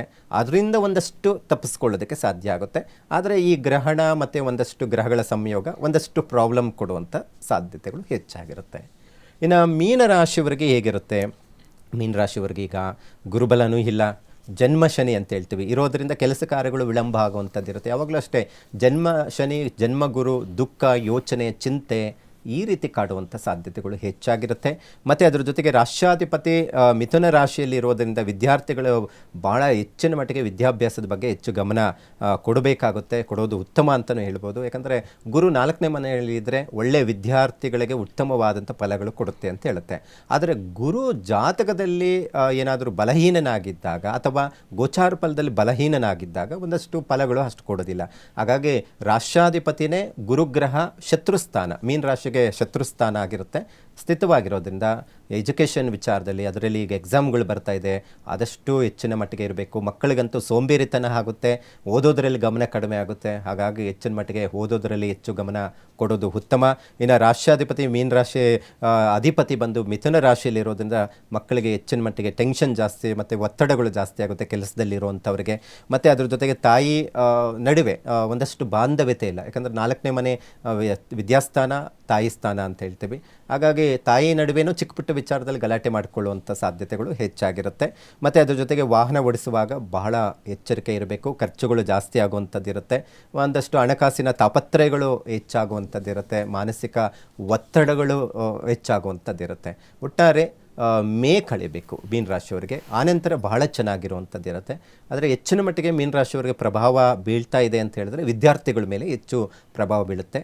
ಸ್ವಲ್ಪ ಜಾಗೃತೆ ವಹಿಸಬೇಕು. ಇನ್ನು ನಾರ್ಮಲಾಗಿ ನೋಡೋಕೆ ಹೋದರೆ ಒಂದಷ್ಟು ಕೆಲಸದ ಒತ್ತಡಗಳು ಜಾಸ್ತಿ ಆಗ್ಬೋದು, ಕೆಲಸ ಕಾರ್ಯಗಳು ವಿಳಂಬವಾಗುತ್ತೆ, ಒಂದಷ್ಟು ಖರ್ಚುಗಳು ಜಾಸ್ತಿ ಆಗುವಂಥದ್ದು ಇರುತ್ತೆ ಮೀನ ರಾಶಿಯವರಿಗೆ.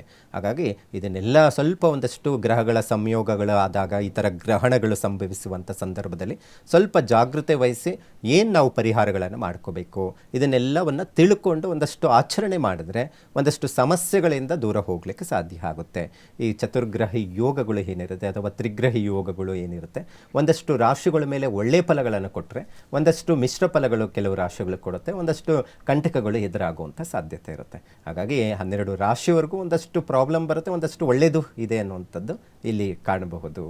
ಗುರುಜಿ, ಈಗ ಚತುರ್ಗ್ರಹಿ ಯೋಗ ಅಥವಾ ತ್ರಿಗ್ರಹಿ ಯೋಗ ಅಂತ ನಾವೇನು ಕರಿದ್ವಿ, ಇದನ್ನ ಮಕರ ರಾಶಿಯಲ್ಲೇ ಆಗುತ್ತೆ ಅಂತ ನೀವು ಹೇಳ್ತಾ ಇದ್ರೆ, ಸೊ ಮಕರ ರಾಶಿಯ ಭವಿಷ್ಯ ನೋಡಿದಾಗ ಸ್ವಲ್ಪ ಮಟ್ಟಿಗೆ ಸ್ವಲ್ಪ ಸವಾಲುಗಳು, ಸಮಸ್ಯೆಗಳು ಎದುರಾಗುವಂಥ ಚಾನ್ಸಸ್ಗಳು ಅವರಿಗಿದೆ ಅಂತ.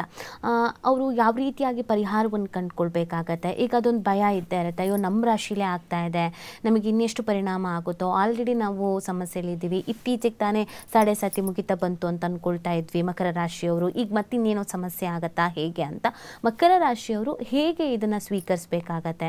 ನಮಗೆ ಯಾವುದು ಪರಿಹಾರ ಇದೆ ಅಂತಂದರೆ ಏನು ಪರಿಹಾರ, ಎಲ್ಲಿವರೆಗೂ ಅವರಿಗೆ ಇದರ ಎಫೆಕ್ಟ್ ತಟ್ಟುತ್ತೆ ಅಂತ ಗುರುಜಿ? ನೋಡಿ, ಈ ಯೋಗಗಳು 1 ತಿಂಗಳ ಕಾಲ ಪ್ರಭಾವ ಇರುತ್ತೆ. ಅದು ಚತುರ್ಗ್ರಹಿ ಅಂದರೆ ನಂತರ ಕುಂಭರಾಶಿಗೆ ಅದೇ ಯೋಗ ಉಂಟಾಗುತ್ತೆ. ಸೊ ಹಾಗಾಗಿ ಈ ಯೋಗ ಸಂದರ್ಭದಲ್ಲಿ ಒಂದಷ್ಟು ಫಲಗಳು, ಏನಾದರೂ ಸಮಸ್ಯೆ ಇದೆ ಅಂತ ಹೇಳಿದ್ರೆ ಸಾಧ್ಯವಾದಷ್ಟು ಆ ಗ್ರಹಗಳ ಜಪ ಪೂಜೆ ಬಹಳ ಅಗತ್ಯ ಇದೆ. ಹಾಗಾಗಿ ಮಕರ ರಾಶಿಯವರಿಗೆ ಒಂದಷ್ಟು ಮಿಶ್ರ ಫಲಗಳು ಅಂತ ಹೇಳ್ಬೋದು, ಖರ್ಚುಗಳು ಜಾಸ್ತಿ ಆಗಬಹುದು, ಒಂದಷ್ಟು ಸಮಸ್ಯೆಗಳು ಎದುರಾಗುವಂಥದ್ದು ನಾವು ಕಾಣಬಹುದು.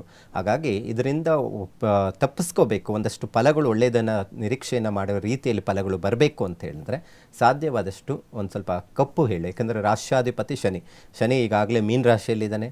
ಹಾಗಾಗಿ ಆ ಯೋಗಗಳನ್ನು ಸೃಷ್ಟಿಸುವಂತಹ ರಾಶಿಗಳ ಅಧಿಪತಿಗಳನ್ನು ನಾವು ನೋಡ್ತೀವಿ. ಸೊ ಅದರಿಂದ ಫಲಗಳನ್ನು ನಿರೀಕ್ಷೆ ಮಾಡುವಂಥದ್ದು ಇರುತ್ತೆ. ಹಾಗಾಗಿ ಸಾಧ್ಯವಾದಷ್ಟು ಒಂದು ಸ್ವಲ್ಪ ಕಪ್ಪು ಎಳ್ಳು ಮತ್ತು ಉದ್ದಿನ ಕಾಳು ಮತ್ತು ಅದ್ರ ಜೊತೆಗೆ ಗೋಧಿ ಮತ್ತು ಹೆಸರು ಕಾಳು ಪೂಜೆಯನ್ನು ಮಾಡಿ, ನಿಮ್ಮ ನಕ್ಷತ್ರಗಳು ಯಾವತ್ತು ಬರುತ್ತೆ, ತಿಂಗಳಿಗೊಂದು ಸತಿ ಬರುತ್ತೆ, ಒಂದು ಸತಿ ನೀವು ಅದನ್ನು ಪೂಜೆ ಮಾಡಿ ದಾನನ ಕೊಡಬಹುದು. ಇಲ್ಲ ವಾರಕ್ಕೊಂದು ಸತಿ ಹನುಮಂತನ ದರ್ಶನ, ಯಾಕಂತ ಹೇಳಿದ್ರೆ ಹನುಮಂತನ ದೇವಸ್ಥಾನಕ್ಕೆ ಹೋಗಿ ಈ ಧಾನ್ಯಗಳು ದಾನ ಕೊಡೋದಾಗಲಿ, ಒಂದು ನಿಮ್ಮ ಗೋತ್ರ ನಕ್ಷತ್ರ ಹೇಳಿ ಅರ್ಚನೆ ಮಾಡಿಸಿದ್ರೇನು ಉತ್ತಮವಾದಂಥ ಫಲಗಳು ಕೊಡುತ್ತೆ. ಅನಾರೋಗ್ಯದಲ್ಲಿ ಸಮಸ್ಯೆ ಆಗಿದೆ, ಸ್ವಲ್ಪ ಡಿಸ್ಟರ್ಬೆನ್ಸ್ ಜಾಸ್ತಿ ಆಗ್ತಾ ಇದೆ, ಇದೇನೋ ಗ್ರಹಗಳ ಕೂಟದಿಂದ ಸಮಸ್ಯೆಗಳು ಬರ್ತಾ ಇದೆ ಅಂತ ಈಗ ನಿಮಗೆ ಅನ್ನಿಸ್ತಾ ಇದೆ ಅಂತ ಹೇಳಿದ್ರೆ ಇದಕ್ಕೆ ಸೂಕ್ತವಾದಂಥ ಪರಿಹಾರ ಅಂತ ಹೇಳಿದ್ರೆ, ಆರೋಗ್ಯದಿಂದ ಒಂದಷ್ಟು ಸಮಸ್ಯೆಗಳು ಎದುರಾಗುವಂಥವ್ರಿಗೆ ಎಳ್ಳು ಎಣ್ಣೆಯನ್ನು ಅಂದರೆ ಎಳ್ಳೆಣ್ಣೆಯನ್ನು ತೆಗೆದುಕೊಂಡು ನಿಮ್ಮ ಮುಖದ ನೆರಳು ಕಂಡ ಮೇಲೆ ಅದನ್ನು ಹನುಮಂತನ ದೇವಸ್ಥಾನದಲ್ಲಿ ಬತ್ತಿ ಇಟ್ಟು ದೀಪ ಹಚ್ಚುವಂಥದ್ದು. ಇದು ಶನಿವಾರದ ಸಂದರ್ಭದಲ್ಲಿ ಗೋಧುಳಿ ಸಮಯದಲ್ಲಿ ಮಾಡೋದರಿಂದ ಒಂದಷ್ಟು ಆರೋಗ್ಯದ ವಿಚಾರದಲ್ಲಿ ಚೇತರಿಕೆ ಕಂಡು ಬರುವಂಥದ್ದು ಇರುತ್ತೆ, ಒಂದಷ್ಟು ಅಭಿವೃದ್ಧಿ ಕಂಡು ಬರುವಂಥ ಸಾಧ್ಯತೆ ಇರುತ್ತೆ. ಸೊ ಈ ಥರದ್ದೊಂದಷ್ಟು ಪರಿಹಾರಗಳನ್ನು ಒಂದು ತಿಂಗಳಲ್ಲಿ ಒಂದು 4 ಸತಿ ಮಾಡಿದ್ರೇನು, ವಾರಕ್ಕೊಂದು ಸತಿ ಮಾಡಿದ್ರೇನು ನಿಮಗೆ ಈ ಏನು ದೋಷದಿಂದ ಸಮಸ್ಯೆಗಳು, ಈ ಗ್ರಹಗಳ ಸಂಯೋಗದಿಂದ ಒಂದಷ್ಟು ಸಮಸ್ಯೆಗಳು ಎದುರಾಗೋದು ಅಥವಾ ವಿದ್ಯಾಭ್ಯಾಸದಲ್ಲಿ ಕುಂಠಿತ ಆಗುವಂಥದ್ದಾಗ್ಬೋದು, ಇದರಿಂದ ಮುಕ್ತಿ ಹೊಂದೋದಕ್ಕೆ ಸಾಧ್ಯ ಆಗುತ್ತೆ, ಒಂದಷ್ಟು ಅನುಕೂಲ ಆಗಲಿಕ್ಕೆ ಕಂಡು ಬರುತ್ತೆ. ಓಕೆ ಗುರುಜಿ, ಇಷ್ಟೊತ್ತು ಭಾಗಿಯಾಗಿ ಬಹಳಷ್ಟು ವಿಚಾರಗಳ ಬಗ್ಗೆ ತಿಳಿಸ್ಕೊಟ್ರಿ, ಧನ್ಯವಾದಗಳು ಗುರುಜಿ. ಹರೇ ಶ್ರೀನಿವಾಸ. ವೀಕ್ಷಕರೇ,